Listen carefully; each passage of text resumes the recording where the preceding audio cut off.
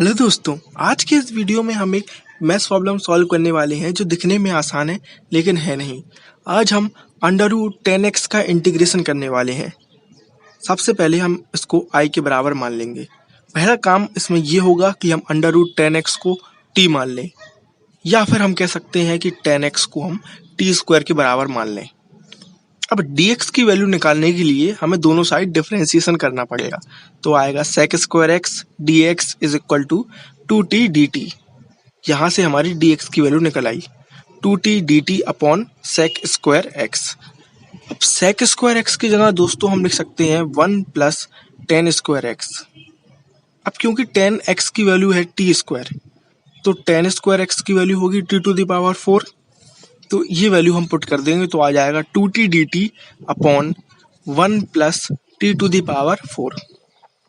अब इस वैल्यू को हमको पुट करना है पहले इक्वेशन में। तो i equal to integration of under root 10x की जगह t और dx की वैल्यू पुट कर देंगे हम। अब इसको सिंप्लीफाई करके लिख सकते हैं हम integration of 2t square dt upon 1 plus t to the power 4। अब बस इस इंटीग्रेशन को हमको सॉल्व करना है। सबसे पहले हम 2t स्क्वायर को चेंज करके लिखेंगे t square minus 1 plus t square plus 1, और नीचे वैसा ही 1 plus t to the power 4 dt। हम दोनों को अब सेपरेट कर लेंगे, टी स्क्वायर माइनस 1 को अलग सेपरेट कर लेंगे और टी स्क्वायर प्लस 1 को अलग सेपरेट कर लेंगे। अब हमारा काम होगा कि हम हर एक टर्म को टी स्क्वायर से डिवाइड करवाएं। तो आएगा i equal to integration of 1 minus 1 upon t square upon 1 upon t square plus t square. ऐसे ही दूसरे को करेंगे तो 1 plus 1 upon t square upon 1 upon t square plus t square. अब बस केवल हमको इसका इंटीग्रेशन करना है। पहला स्टेप हमारा ये होगा कि हम +2 और -2 करते हैं दोनों टर्म में। पहले वाले टर्म में हम a प्लस बी का होल स्क्वायर का फॉर्मूला लगाएंगे तो बचा रह जाएगा -2, ठीक है। जबकि दूसरे वाले टर्म में हम ऐसा नहीं करेंगे, हम a माइनस बी का होल स्क्वायर का फॉर्मूला लगाएंगे तो बचेगा +2। हमने ऐसा क्यों किया? पहले वाले में हमने लगाया a प्लस बी का होल स्क्वायर, दूसरे वाले में लगाया a माइनस बी का होल स्क्वायर। इसको समझते हैं। हम t प्लस 1 अपॉन टी को y के बराबर मान लेंगे, और जब हम इसका डिफरेंशिएशन करेंगे तो आएगा 1 minus 1 upon t square d t is equal to d y. अब हम t माइनस 1 अपॉन टी को z के बराबर मान लेंगे और इसका डिफरेंशिएशन होगा 1 plus 1 upon t square d t is equal to d Z.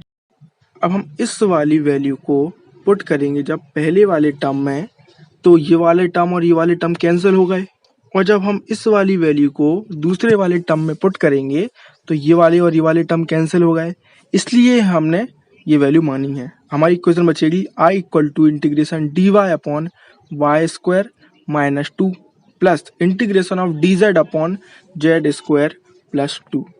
इसका इंटीग्रेशन करना कोई बड़ी बात नहीं है। अब बस हमें केवल इस छोटे से पार्ट का इंटीग्रेशन करना है जो कि बहुत आसान है। हम इस यहाँ पर 2 की जगह लिख सकते हैं √2 का होल स्क्वायर। तो पहले वाले टर्म में फॉर्मूला लग रहा है 1 अपॉन एक्स स्क्वायर माइनस ए स्क्वायर का, जो कि होता है 1 अपॉन 2a। ए यहाँ पर √2 है, लॉग x माइनस ए अपॉन एक्स प्लस ए, प्लस दूसरे वाले में 1 अपॉन एक्स स्क्वायर प्लस ए स्क्वायर का लग रहा है, वो होता है 1 अपॉन ए है √2, tan इनवर्स x अपॉन ए, और प्लस सी एक कांस्टेंट आता है। अब दोस्तों हम पुट कर देंगे y की जगह पर t प्लस 1 अपॉन टी, यही वैल्यू मानी थी हमने, और z की वैल्यू मानी थी क्या हमने, t माइनस 1 अपॉन टी, और लास्ट में जब हम पुट करेंगे t की जगह पर अंडर रूट 10x। ये सब वैल्यू पुट करने के बाद दोस्तों ये है हमारा फाइनल आंसर।